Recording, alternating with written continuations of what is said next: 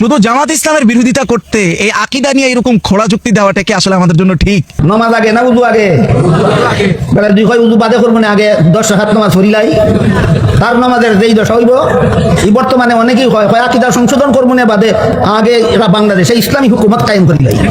কি বেটার নমাজের যেই দশা উজু ছাড়া তোর ইসলামী হুকুমতের এই দশা হইব আকীদা ছাড়া। এখানে প্রথম কথা হচ্ছে উনি আমাদের মাথার তাজ, এটা তো ওনার সম্মান নিয়ে কোনো সন্দেহ নাই। কিন্তু প্রত্যেক ইমামদের ছাত্ররা ক্লাসের মধ্যে ফেস টু ফেস বিভিন্ন বিষয় নিয়ে ইখতিলাফ করতো, যে জিনিসটার সুযোগ আমাদের এখানে নাই। এটাই হচ্ছে আমাদের ঘরানা ভিত্তিক ফেসিবাদ ফেসিজম। ব্যক্তির ব্যক্তিত্ব দ্বারা আমরা সবকিছু চাপাইয়া দিতে চাই।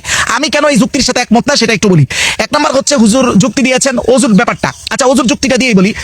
অজুর দুইটা সাইড, একটা হলো অজুর ফরজিয়াত, আরেকটা হলো অজুর সুন্নত মুস্তাহাব।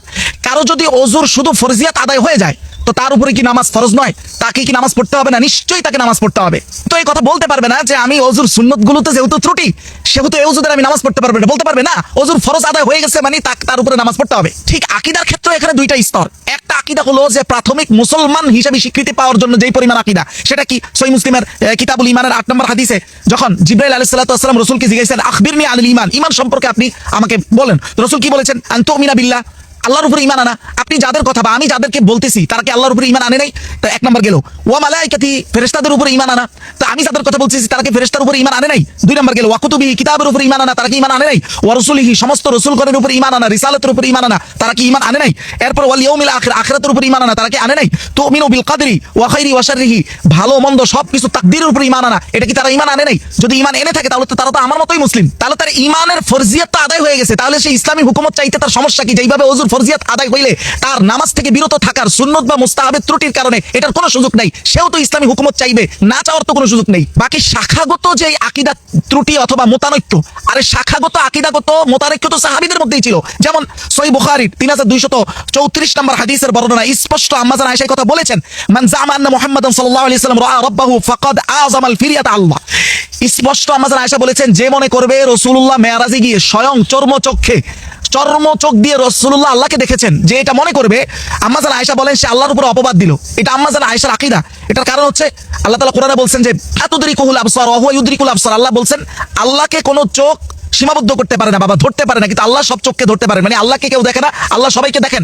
এই আয়াতের প্রেক্ষিতে আম্মা জান আয়েশা এই কথা বলেছেন। শুধু এতটুকু না, মুসনাদ আহমদের 6 নম্বর খণ্ড 49 থেকে 50 নম্বর পৃষ্ঠার মধ্যে আম্মা জান আয়েশা এই কথা বলেছেন, মান হাদ্দাসাকা আন্না মুহাম্মাদান রাআ রাব্বাহু ফাকাদ কাযাব। যে বলবে মুহাম্মদ রাসূলুল্লাহ নিজ চোখে আল্লাহকে দেখেছেন সে মিথ্যুক, সে মিথ্যা কথা বলেছে। এটা আম্মা জান আয়েশার আকীদা।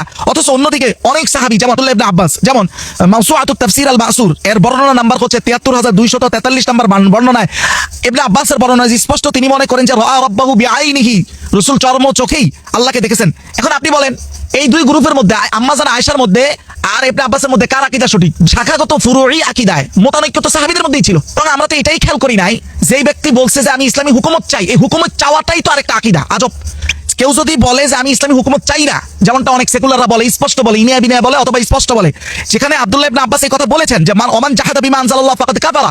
আল্লাহর নাজিলকৃত কিতাব দ্বারা রাষ্ট্র চলবে না, এটা যদি কেউ মন থেকে অস্বীকার করে সে স্পষ্ট কুফরি করবে। এইটাই তো একটা আকীদা। না চাওয়াটাই তো হলো কুফরি, চাওয়াটাই তো হলো ঈমান। এটাই তো আকীদা। মানে আকীদা বলতে কি? মানে আকীদা হচ্ছে তার ঘরানা ভিত্তিক আকীদা হইলে সে সঠিক আকীদা মনে করে। এখন আমাদের পরিস্থিতি কত ভয়ঙ্কর দেখেন। সুন্নিরা মনে করে তাদের ঘরানার আপনি না হইলে আপনি ভালো কোনো মুসলমানই না। আমরা কওমিরা মনে করি যে আমাদের মতো কওমি না হইলে আপনি ভালো মুসলমানই না, আপনি কোনো সঠিক কিছুর মধ্যে নাই। এই যে এটা হচ্ছে আমাদের ঘরানা ভিত্তিক ফেসিবাদ ফেসিজম। আমি আমাদের হযরত, আমাদের মাথার তাজ, ওনাকে এমন কথাও আমি বলতে শুনেছি যে ডাক্তার জাকির নায়েক শত শত মানুষকে মুসলমান বানাইছে, তর্কের খাতিরে ধরে নিলাম বানাইছে, তার তবে কি হানাফি মুসলমান বানাইছে?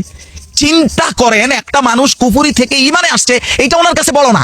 ওনার কাছে বড় হলো যে উনি হানাফি হয়েছে কিনা। আজকে লজ্জায় আমাদের মাথা হেড হয়ে যায়। আজকে আমার বোনরা বলে মনে হচ্ছে যেন আইএমএ জাহিলিয়ার যুগে চলে যাচ্ছে। মাঝে মধ্যে মনে হয় ওই যুগ হয়তো এই যুগে থেকে অনেক ভালো ছিল, কারণ ওই যুগে মেয়েরা অ্যাটলিস্ট সম্মান নিয়ে মরতে পারতো। মেয়েদের জন্মের পর জ্যান্ত মাটিতে পুঁতে ফেলা হতো। প্রশাসনের কাছে আমার আবেদন, যদি আমাদের মেয়েদেরকে আপনারা নিরাপত্তা না দিতে পারেন, দয়া করে আমাদেরকে মাটিতে জ্যান্ত পুঁতে দেন, আমরা বেঁচে। এই বোনদের জন্য সাহারা হওয়ার তো যোগ্যতা নাই। শুধু আমি আমার কথা বলি, মানুষের টাকা পান চাবাই আর ফেলফেলায় চায় থাকি, আর অমুক দল মুসলমান কি মুসলমান না এটা ঠিকাদারি নিছি, এটা আমাদের জন্য লজ্জা।